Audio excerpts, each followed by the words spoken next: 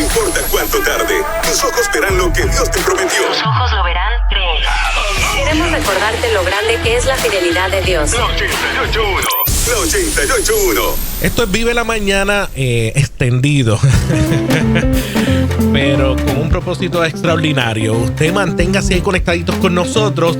Sé que mucha gente está conectada a nuestra aplicación y también ahí en el 88.1 continuamos dialogando con una persona que amamos, que es recurso de este programa, de este ministerio, que inicio este segmento agradeciéndole por el apoyo que ha tenido con nosotros de estar jueves alternos siempre hablándonos y despertándonos de algunos aspectos en el área política en una dirección que como cristianos debemos de asumir. Un segmento que se llama Iglesia Levántate. En esta ocasión no estamos haciendo ese segmento, simplemente estamos dialogando de su vida y cómo llegó a donde ha llegado. Usted tiene que revisar los pasados segmentos que hemos tenido. Están ahí en Facebook y también los vamos a pasar a YouTube. Estamos hablando de la licenciada Adanora Enríquez. Interesante, y lo tenía puntualizado y quería corroborarlo bien. Ese es Nora, ¿es apellido o es segundo nombre? Yo nací en the land of the free and the home of the brave, así que yo no tengo segundo apellido. Mi nombre es Adanora Enríquez. Obviamente lo uso aquí porque me lo piden. Entonces yo le digo a mami, y mami que jamás usa el apellido de papi. Le digo, acá, no, nunca. Obviamente lo usó allá para que yo tuviera el apellido. Y le digo, pues yo sé que tengo papá, pero pues mamá no sé, porque yo lo que tengo es el apellido de papi. Pero entonces Nora es segundo nombre. Es mi segundo nombre. ¿Y de dónde surge? Bueno, lo que pasa es que mi mamá se llama Adela, así que él Ada y le dicen Ada. Okay. Mi papá se llama Norberto y le dicen Nor. Yeah. Así que tengo un tío que le dijo, mira, ella se debe llamar Adanora, y así surgió mi nombre, así de sencillo. ¿Ves que todo es sencillo? Está todo vinculado. Quienes se conectan a esta hora, estamos en una edición extendida. Estamos en vivo en directo a través del 88.1 FM conociendo la historia. En los primeros dos capítulos, como mencionó, o dos episodios que como mencionó Esteban, pudimos ver ese trayecto del desarrollo infantil, juvenil, de adolescente. Segunda parte, procesos más complicados, donde ya en la esfera profesional tuvo que tomar decisiones trascendentales, entre esas la fe por Jesucristo. Nora, esa decisión, que creo que era algo que queríamos puntualizar, esa decisión por Cristo le dio un giro total a tu vocación, a tu visión de vida, porque 14 años que estuviste desde la etapa que te desvinculaste en esa primera experiencia carismática, 14 años después, pasó mucho tiempo. O sea, vuelves al camino ya con experiencias de vida y profesionalmente hablando. Entonces, tenía la intriga de preguntarte si esa decisión por él, de alguna forma, te dio una dirección distinta en tus motivaciones como profesional. Pues mira, no, gracias a Dios mi formación ha sido una formación conservadora, ¿verdad? Conservadora en todo el ámbito, conservadora en lo moral y conservadora en el ámbito económico. Y lo digo porque en ese sentido mis principios, cuando yo me dirigí a este asunto de que algunos dicen, pues tú vas a mentir por tu cliente, o ese tipo de cosas, eso yo nunca lo practiqué. Para mí eso es totalmente ajeno a lo que es una práctica legítima de derecho, que de hecho sí lo es. El que alguien lo haga no significa que es lo que se espera, porque nosotros como quiera somos funcionarios del tribunal. Claro. Pero sí tuvo un giro y fue en este sentido. Yo era abogada litigante y todo el tiempo fui litigante hasta que el Señor me llama al pastorado. Cuando me llamó al pastorado me dijo que ya no podía seguir litigando. Porque no es bueno que el obispo se vea contencioso. Así que en ese sentido tuve un reajuste en mi práctica definitivamente. Yo decía, no, pero sí, pero fue con relación a esa función. Ay, santo, pero... no porque yo fuera una persona ni que gritara en el tribunal, nunca vas a poder escuchar a alguien decir que yo gritaba, porque mi conciencia de que soy una mujer alta, que mis rasgos son fuertes, pues me llevaba que para comunicarme, si había algo así, pues siempre pedía acercarme al estrado, ¿verdad? Buscaba utilizar un tono más suave para que pudiera recibirse la comunicación y que se considerara y se concediera versus, ¿verdad? Así que eso de agresivo, que alguien tuviera que cambiar, pues yo no lo practicaba, así que no tuve que hacerlo. Pero de todas maneras, mira, a pesar de que era así, el Señor me dijo eso y yo pues ni corta ni perezosa. Pues si usted manda, yo obedezco. Así es esto. ¿Cuánto tiempo fue después de la experiencia que nos contaste volver a aceptar al Señor? ¿Cuánto tiempo pasó que sucedió ese 5 años. 5 años, Sí, ok. a los 5 años de convertida. Ok, entonces en ese tiempo todavía asistías a esas convenciones en Estados Unidos Sí. de conservadores. Yo creo que estabas todavía nutriéndote en esa. No, y he seguido. Realmente yo creo que la última vez, porque aún en la pandemia, lo que hicieron en la pandemia fue que lo hicieron por virtual. Okay. De ahí del Family Research Council también tenemos pues la parte de lo que es la cosmovisión bíblica, que ellos lo tienen en inglés, lo tienen en español en las distintas áreas de la política. O sea que hay una serie de iniciativas que ellos continúan desarrollando que nosotros nos nutrimos de ellas. Ejerces el en ese momento inicias a ejercer el pastorado directamente. En el 2008. 2008. Entonces, ¿cómo Adanora se involucra más en la política siendo pastora? Estuviste en un partido antes de lo que es Proyecto Dignidad. Bueno, realmente yo votaba PNP, pero nunca fui parte de la estructura del partido. Activa, no, como líder. nunca, Okay. ninguna convención. Bueno, lo más era a los rallies, ¿verdad? Porque nos íbamos de caravana, pero cuando llegábamos al lugar que iban a tener discurso, ya yo me iba, porque para mí lo fun era, ¿verdad? Les digo de verdad, yo nunca estuve en ningún discurso de nadie. No puedo decir por qué. Estaría, ¿verdad? Faltándole a la verdad. Pregunta, tío. ¿Por qué la ideología estadista? Bueno, porque volvemos. Yo nací en The Land of the Free and the Home of the Brave. Y yo lo traduzco en ese sentido a la ciudadanía de Pablo. Hay una ciudadanía que tienes que es de nacimiento, que te lleva a mirar de todas maneras cuál es la trayectoria de ese lugar donde tú naciste. Y cuando miro entonces también lo que debe ser, lo que se supone que se practique en nuestra herencia legal, teniendo la Constitución de Estados Unidos y una constitución local que también está basada en esos principios judeocristianos, me parece que carecemos, ¿verdad?, de ese elemento. Entonces yo soy pro derechos y pro libertades. Eso me hace de alguna manera aspirar a que Puerto Rico también pueda tener, porque acuérdate, un estado tiene una soberanía particular, ¿verdad? Una capacidad de ejercer y tomar decisiones.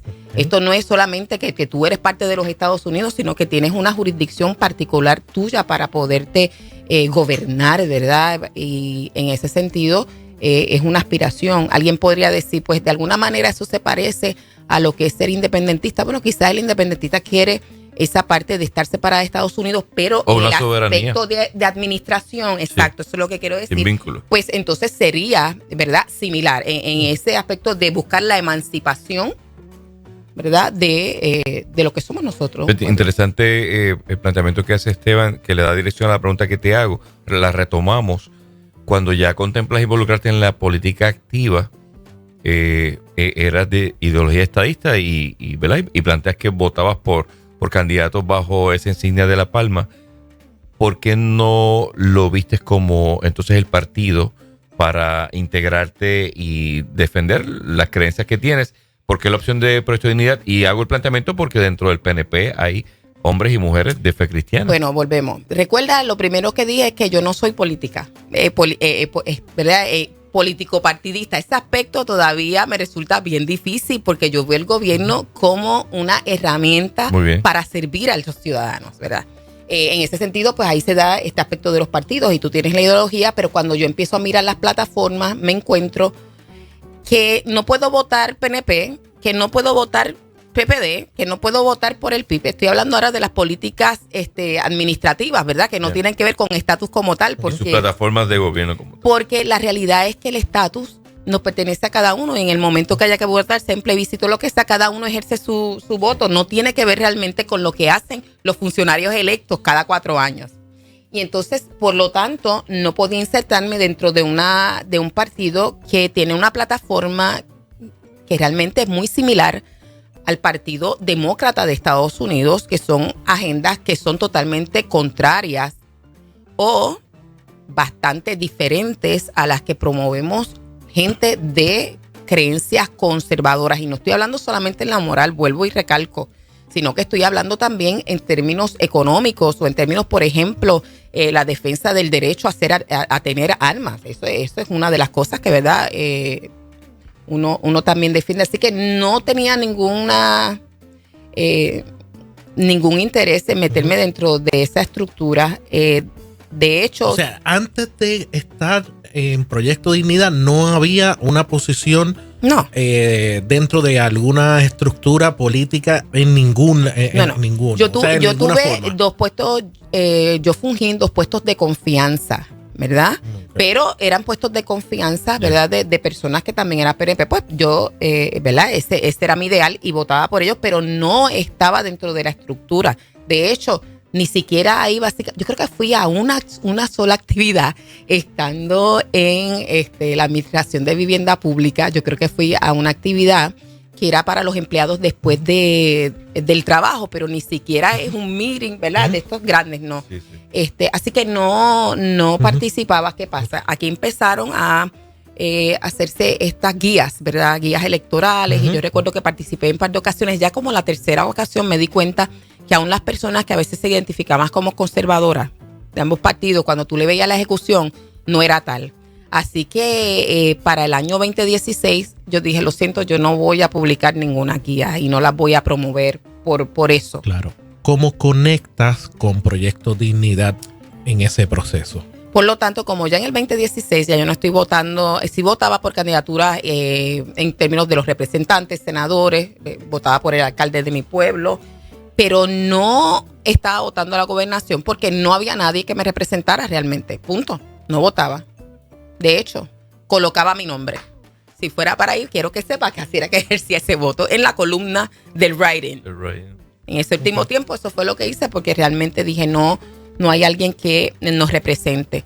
En ese tiempo, A pesar en el 2016 del compromiso público que trasciende de Ricardo Rosselló como candidato a la gobernación con la pastoral. No. Perdóname, Rafa.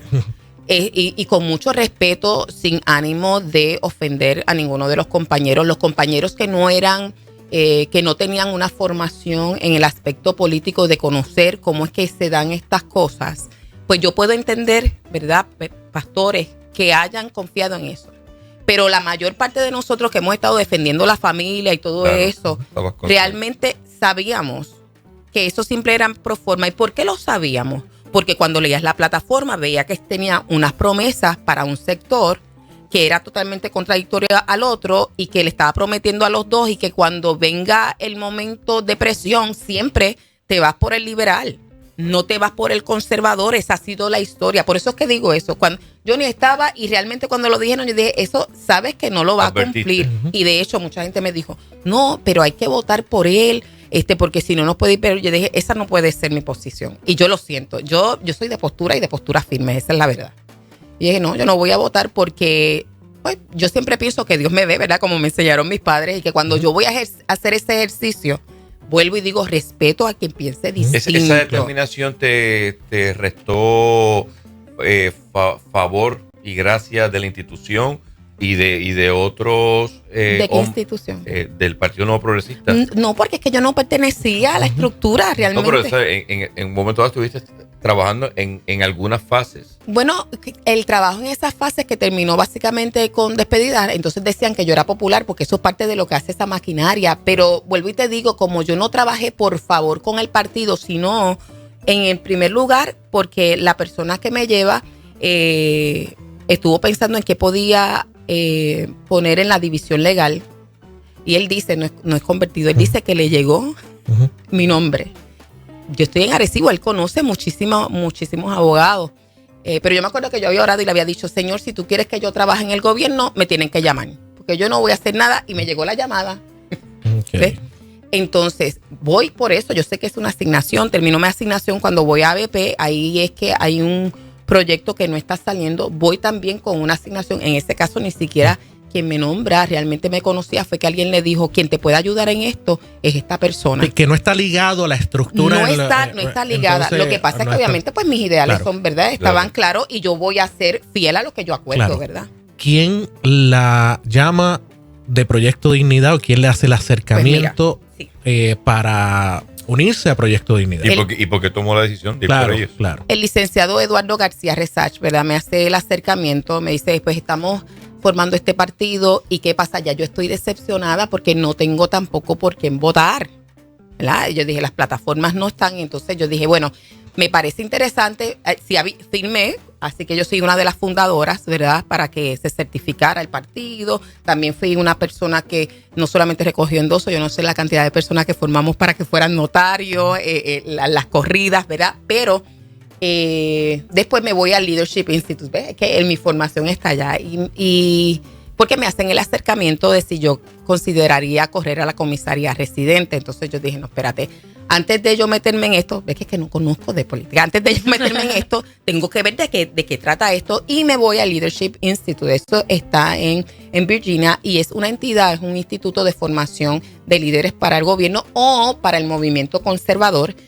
porque no está escrito a ningún partido, ¿verdad? Y ellos llevaban para ese entonces 40 años formando líderes. Cuando tú entras en la institución ves a todas las personas que ellos han formado, ¿verdad? Para ganar. Y voy a ese adiestramiento. El último día conozco a Mark Meadows, que después que fue quien defendió al presidente Trump ¿verdad? En el hemiciclo cuando le hicieron el residenciamiento.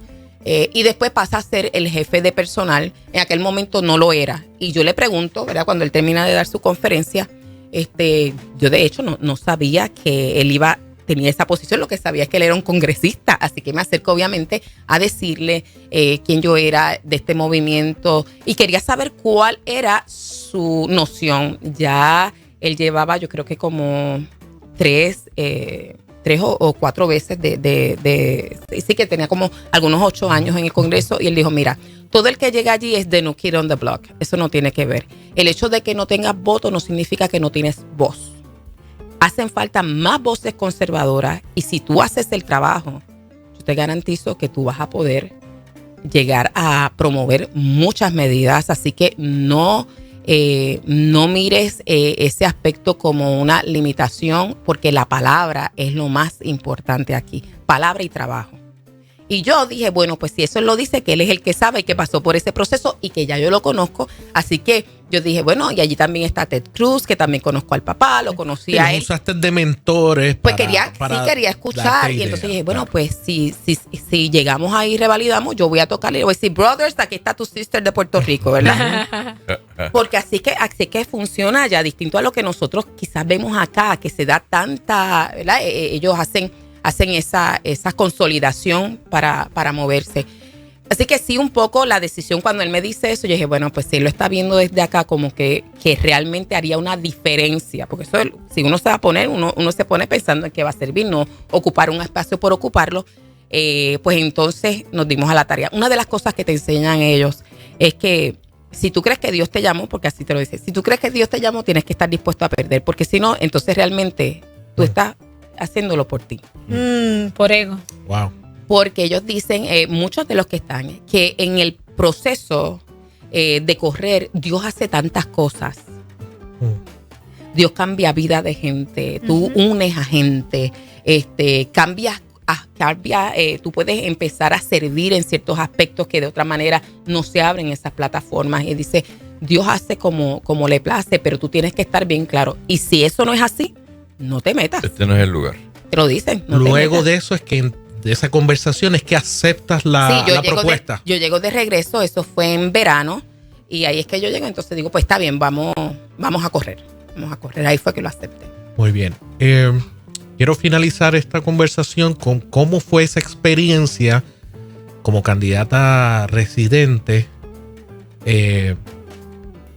¿Cómo fue esa experiencia? Ya entrando en materia política. Mira, tengo que decir que, bueno, fue una experiencia de mucho crecimiento, definitivamente de mucho crecimiento. Yo creo que en mi campaña, si nos gastamos un poco más de $5,000 para el impacto que tuvimos. Así que si usted quiere invertir, cuando corramos, pues sepa dónde invierte para crear un buen impacto sobre Puerto Rico. O sea, pero probablemente decimos esos números y para algunos es mucho y para otros es poco. La realidad es que eso es nada. No, eso es nada. Eso es Para ninguna, yo absolutamente creo que ni para la nada, alcaldía, nada. no, eso es nada. Eso es $1. Y sobre todo ese es el dólar misionero. Vamos a ponerlo así. Y con ese dólar misionero, Dios hizo tanto, porque cuando Dios está detrás de uno, ¿verdad? Él es el que es exaltado. Así que tuvimos mucha... el aspecto de estar en un momento de tantas restricciones, que tú no podías conectar necesariamente con la gente, pues eso fue difícil. Creo que aparte de esos obstáculos que tuvimos, la experiencia fue una...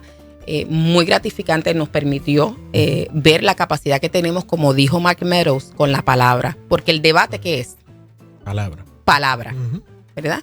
Y eso fue lo que realmente impactó a la gente, le abrió el entendimiento y de muchas maneras, personas que no se habían abierto a la posibilidad de considerar a Proyecto Dignidad como una alternativa, al poder ser efectivos en comunicar los otros aspectos de economía, de salud, etcétera. Pues entonces se dieron esa oportunidad de ver de qué se trataba y algunos, ¿verdad?, de efectivamente darnos ese voto de confianza. ¿Qué aprendió que hoy puede ser que lo utilice o lo valore como para impulsarla en otras áreas? Pues mira, definitivamente el trabajo en equipo es demasiado necesario. Uno tiene que entender que esto tú no lo puedes hacer solo. Tienes que valorar a tu equipo, ¿verdad? Yo tengo que decir que lo que yo logré, no lo logré sola. ¿Verdad? Sino, lo que yo veo es que quizás la gente ve a uno. Pero ese es el producto exacto, de un equipo que está contigo ahí mano a mano. Y que exacto. Hay que reseñar a su esposo en ese proceso que hablamos ahorita, que íbamos a mencionarlo. Vamos a mencionar también parte de esa historia. Él la ayuda y la apoya en todo este proceso. Definitivamente. Yo siempre oraba porque Dios me diera un esposo que fuera como Lapidot. Yo creo que a veces uno habla y no sabe ni lo que dice, ¿verdad? Sabemos que ese es el esposo de Débora. Y la Biblia dice que Débora era la esposa de Lapidot, pero Lapidot no se ve por ningún lado. Y no lo decía porque no se viera por ningún lado, sino yo decía, wow, ese hombre en una época como esa tenía la capacidad de poder abrir el espacio para que ella hiciera lo que Dios la mandó a hacer. Y esa era, ¿verdad? Sin competencia. Esa era mi visión. No es que pienso que es que él no quería estar ni nada de eso, sino es que eso lo veía. Cuando Heriberto, bueno, pues eventualmente llega a mi vida, que eso hace algunos 7 años, ¿verdad? 7 años, 8 años atrás. Como yo no gateé, sino que empecé a correr, así lo dice mami, ¿verdad? Brinqué esa etapa, pues así mismo.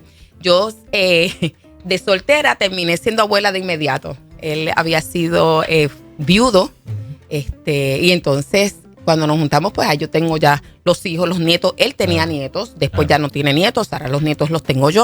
Entonces tenemos 5 hijos, tenemos 10 nietos y 3 bisnietos. Excelente. Eso es un familión. Yo creo que no tenemos a alguien que nos pueda superar eso. En las fotos de familia se van a ver interesantes. Así que él llegó y esto para él, obviamente lo hace crecer porque esa sonrisa fue de traviesa. Porque él es muy cálido con la gente, muy abierto, y muy sencillo, y muchas veces pues en esto hay que tener cierto código, ciertas limitaciones, cuidados, ¿no? Y yo creo que ese es el aspecto que a él se le hace más difícil, y de otro. Él tiende a ser una persona sumamente transparente, y quizás es cuando tú caminas en esto que no todo el mundo viene con una agenda de frente, hay agendas escondidas, esa es la verdad. Eso para él es un poco difícil de manejar. Claro.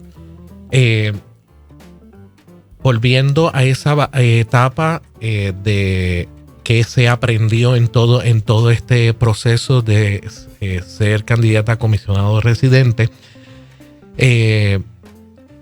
cuando culmina el proceso de elecciones, yo me imagino que hubo una introspección de debí, no debí y hacia dónde voy. Pues mira, realmente cuando nosotros terminamos, pues yo sabía que esa posición era una posición de sacrificio, ¿verdad? En el partido, de hecho, antes de efectivamente ya lanzar la candidatura, en 2 ocasiones yo le ofrecí al partido poner a disposición la posición para yo correr por el Senado en Humacao, porque sabía que íbamos a ganar esa posición. Por la cantidad de electores, porque allá en el área este, pues yo soy conocida, he hecho un trabajo, etcétera. Pero me dijeron que no. Así que yo sabía que esa posición era una posición de sacrificio, ¿no? Cuando me doy esta introspección, lo primero que veo es que fuimos efectivos en ganar 2 escaños, pero sabía que podíamos haber ganado más. El efecto de haber tenido más votos, ¿verdad?, con relación al resto de los candidatos, me mostró que tenía la posibilidad de tener un empuje mayor del pueblo. Vuelvo y digo, mi vista siempre va hacia el pueblo, ¿verdad? Uh-huh. Entonces, mirando también hacia atrás toda la trayectoria en la lucha con relación a los niños, ¿verdad? A la familia, a la santidad de la vida, a las libertades, la libertad de creer o no creer, etcétera. Me di cuenta que llevamos básicamente 2 décadas peleando contra el Ejecutivo, pero nunca pensando que podíamos alcanzar el Ejecutivo. Así que tiré números. Vi los números y yo dije, ven acá.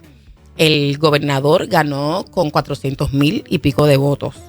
Nosotros no tuvimos tiempo de dar a conocer el partido, etcétera. Yo de 500,000 votos. Eso nosotros lo podemos alcanzar.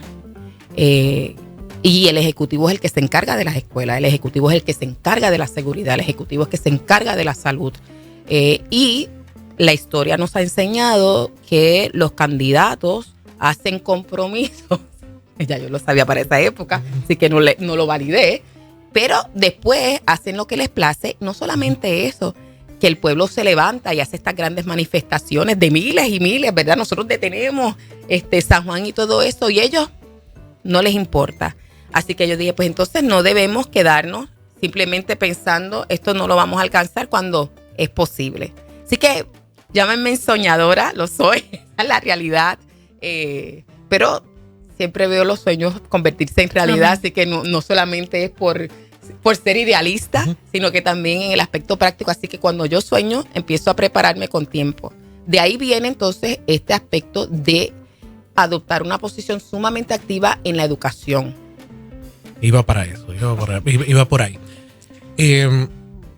Voy para la parte de educación, pero ya que está en esa línea de esa introspección, quiero terminarlo con en qué momento entonces decide aspirar a una posición del Ejecutivo como en la gobernación. ¿En qué ya fue en aquel momento o más adelante? ¿Cómo fue la cosa? Fueron unos meses después, ya en el 2021. Yo lo vi, yo dije, bueno, definitivamente lo voy a hacer, y más sobre todo porque el presidente de nuestro partido había dicho continuamente durante la campaña que él estaba ahí porque no había otra persona, pero si aparecía otra persona, pues obviamente uh-huh. Él le daba el espacio, y yo de verdad lo creí. Entonces, pues para mí era bastante natural. Yo dije, bueno, pues es bastante natural. ¿Por qué? Pues porque tengo la experiencia en el área, ¿verdad?, de seguridad, en el área de educación, etcétera, en una serie de ámbitos que Dios me permitió estar y ver cómo funciona, que sabía que en ese aspecto no solamente es que me podía comunicar y entender, sino que podía ser más efectiva, ¿verdad? Lo veo desde ese ámbito de donde puedes funcionar mejor y con la pasión por la gente, volvemos. Claro. Y el Ejecutivo eso es lo que hace, servirle a la gente de manera directa. Claro. En ese aspecto lo vamos a dejar esa línea ahí en ese punto. Estamos hablando de su historia, sus experiencias, la licenciada Adanora Enríquez. Todo lo que hemos escuchado es la constante ha sido esa pasión por la gente. Y ya los que conocemos un poquito de usted nos vamos dando cuenta por qué el área de educación. Pero para el que no conoce esa área, ¿cuándo es que comienza esa pasión para educar, que ve esa necesidad? ¿Y en qué está educando? ¿Cuál es su línea principal y por qué? Bueno, volvemos. Cuando nosotros nos encontramos con Watchmen on the Wall, que te habla de ese tipo de educación, pues en la iglesia donde yo estoy, pues lo hago. Muchos pastores a través de estos años pues me piden que vaya a dar algunas conferencias, pero ya entendiendo que en Puerto Rico había algo que nos confundía a la hora de votar. Y era que había un partido que se identificaba como si fuera conservador porque en su génesis lo fue, y había otro que era un poco más abierto, más progresista. Pero cuando uno escuchaba a sus líderes, hablan igual, y descubrí que lo que pasaba era que eran del mismo partido demócrata de los Estados Unidos. Así que yo dije, espérate, hay que orientar a la gente para que puedan entender esto que puede ser muy sencillo cuando lo ves desde afuera, pero no desde adentro, porque tienen unas banderas de estatus, ¿verdad? Y aquí estamos hablando de política administrativa. Entonces me percaté también que en la iglesia hay una noción de que la política, eso es de Satanás, básicamente, ¿verdad? Esa sería la noción. Por lo tanto, nos quedaba demasiado por hacer y entender que el Proyecto Dignidad es una herramienta, pero es una herramienta política. Eso no es una iglesia, no lo es, ¿verdad? Y que cuando hablamos de conservadurismo, ciertamente vamos a tener muchas personas que tienen una fe o que son practicantes, pero no son los únicos. Y entonces, viendo la necesidad y que teniendo las herramientas, ¿verdad? Pues entonces, obviamente, empecé a educar. La gente desconoce todavía mucho, pero ya yo veo un despertar. 2 años después de haber empezado con esto, ¿verdad? De una manera disciplinada y estructurada, lo vemos. Y entonces inicia a lo mejor el proyecto de educar jóvenes, educar gente, ir a la iglesia o instituciones a hablar de esos temas. Pues mira, en julio... Y una iniciativa de ella. De ella. Sí. No vinculada No, con correcto. el partido. Bueno, a mí me invitan a hacer unas entrevistas en Blessing, ¿verdad? Y allí conozco al obispo Padua. Él se sienta conmigo y su esposa y empiezan a hablarme de la necesidad de educar, ¿verdad? También a la iglesia. Y el Señor hace años que me había hablado de la posibilidad de tener algún tipo de programa. Yo me voy a orar y yo digo, wow, pero en esto...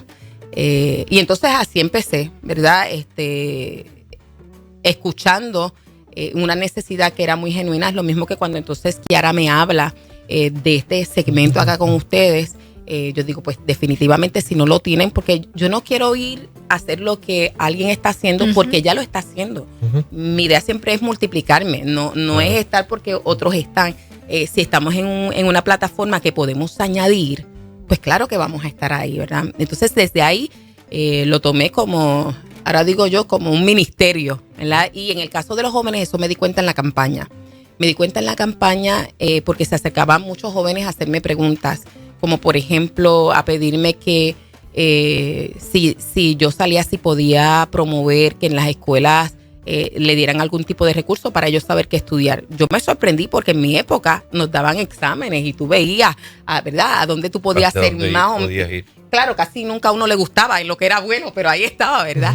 Y yo dije, bueno, pues nuestros jóvenes no tienen eso, considerando que nosotros estamos en una bancarrota y yo siendo abogada de quiebra, dije, bueno, quizás debo también buscar enseñarles en el ámbito económico. Y ahí es que hacemos lazos con el Instituto de Libertad Económica, que estaba en ese momento también comenzando con Jorge Rodríguez y son de nuestros primeros recursos a enseñarle a los jóvenes. Lo que descubrí recientemente es que lo que yo pensé que era que nosotros no tuvimos, tampoco los empresarios de Puerto Rico lo tienen. Y es esa formación en ese aspecto económico de evaluar a Puerto Rico y ver hacia dónde pueden crecer. Así que ya tenemos jóvenes que hace 2 años empezaron a educarse sobre eso, que conocen del tema y que están mejor preparados que nosotros para tomar mejores decisiones. Muy bien. Creo que hay más que podamos sacarle a la licenciada. Hay más temas. Pero esta es su historia hasta este punto y creo que vamos a seguir escuchando a la licenciada Ada Nora. Hemos estado simplemente haciendo preguntas en este segmento, conociendo como lo hemos hecho con otros de nuestros recursos. En otro segmento, en el segmento de Iglesia Levántate, entonces podemos debatir un poquito de conceptos y cosas en el buen sentido de la palabra. Licenciada, agradezco su tiempo, el esfuerzo que está haciendo. Conocer esto creo que enriquece muchísimo a nuestra audiencia. Ver esa otra cara de la moneda, su humildad, abrir su corazón, sus experiencias, a veces dentro del furor político, y esto no simplemente político, esto pasa en todo, ¿verdad? Simplemente vemos pedazos de Kiara, vemos pedazos de Rafa y critico el pedazo de Kiara, pero oye, conocerla, ver su ejecución, cuál es su historia, me hace pensar de otra forma. A nosotros también nos pasa. Mira, Gracias. Quiero simplemente añadir esto porque creo que es importante. Después de María, una de las cosas que vi y que padecimos en el fue el abandono del gobierno central. Yo, como dije, soy de Arecibo, así que yo nunca había experimentado lo que era un abandono a ese nivel, porque sabes que el norte rápido lo enciende, y llegan los recursos, etcétera, hay fábricas. Pero ese abandono de saber que, por ejemplo, podía venir el primer dignatario a un pueblo y no venir al que estuviera más necesitado, que no llegaran las ayudas cuando sí estaban en San Juan. También tengo que decir que también es un móvil, porque yo entiendo que las personas que están electas no saben que tú te tardes a veces una hora o un día puede hacer la diferencia entre la vida y la muerte de una persona. Pero yo lo sé, porque lo vivimos, ¿verdad? En Yabucoa se triplicó el índice de mortalidad después de María a causa de no tener, ¿verdad?, esos servicios esenciales. Y nada, quería comentarlo porque a veces cuando yo digo pasión por la gente, es que si no me preguntan, como que se me hace difícil, ¿verdad?, decirlo espontáneamente porque uno hace tanto. Claro. Pero yo creo que esta parte también es importante. Hay mucha gente que necesita, que están los recursos, pero que no llegan, y nosotros queremos que efectivamente lleguen. Yo quiero aprovechar y que, nada, realmente quizás 1 o 2 puntos, pudieras decir cuál es la forma en que puedes blend, o sea, mezclar o seguir manejando lo que es todas estas áreas, pero también la parte espiritual. Porque esa es la que te dirige, la que te da la sabiduría. ¿Cómo uno puede mantener ese balance? Mira, yo he descubierto en estos días que dice la Biblia que cuando le dice a Josué que cuando, ¿verdad?, se formen los reinados, una de las cosas que tienen que hacer los gobernantes es tener al lado, primero tenían que escribir a mano todo lo que eran esos 5 primeros libros. Y después lo próximo que le dice es y tenerlos cerca todos los días. Entonces, más que blend, ¿verdad? O más que hacer una mezcla, la realidad es que el fundamento siempre es el mismo. El fundamento es que por la mañana con quien primero tú tienes que hablar es con Papá Dios. Sí, tienes que escuchar su palabra para que tus pensamientos estén claros. En el caso de los padres fundadores de Estados Unidos, ellos se leían la Biblia religiosamente una vez al año, o sea, todos los días, para poder administrar mejor. De hecho, John Adams dijo, me parece que si nosotros no le enseñamos a las futuras generaciones lo que está establecido en la Biblia, toda esta prosperidad que hemos alcanzado la vamos a invertir en pelear los problemas morales y vamos a echar a perder lo que somos. Santo. La palabra profética. Sí, definitivamente. Nuevamente, gracias por estar con nosotros en este segmento extendido. Esto es Vive la Mañana extendido. Definitivamente, como dijo Rafa, esto me va a traer problemas. No, pero creo que es importante que podamos repasar todos estos segmentos que han sido maravillosos. Como dije, nos abren una visión, nos dan una visión más amplia, ¿verdad? Y así conocemos más a profundidad a Danora Enríquez. Gracias nuevamente. Gracias a ustedes. ¿Verdad? Cuéntenos un poquito para la gente que a lo mejor se está conectando, conectó reciente, ahora es que está conociendo a Danora. Difícil, pero bueno, ¿dónde conectan con usted en las redes sociales? ¿Cómo pueden seguirla? Claro, me consiguen en Facebook Danora Enríquez, en Twitter Ada Enríquez 1, en Instagram Ada_Nora_. Estamos también en Rumble, allí nos encuentra como Danora Enríquez y como Puerto Rico se puede. Y claro, nos pueden contactar directamente a nuestro inbox, siempre contestamos nuestros mensajes. Bueno, finalizamos. ¿Qué clase? A lo boricua. ¿Qué clase de programa? Qué lindo. Literalmente un radio top. No, esto estuvo espectacular. Definitivamente. Bueno. Usted manténgase ahí conectadito con nosotros. Próximo, el caballero de las noticias. Buena música a las 12 del mediodía. La pastora Wanda Rolón en Impactando las Naciones. A la 1, el comunicador de esperanza, Eddie Joel Martínez. Espero que pase un buen día. Disfrute estos segmentos. Van a estar en YouTube y van a estar ahí en Facebook. Buen día, Puerto Rico.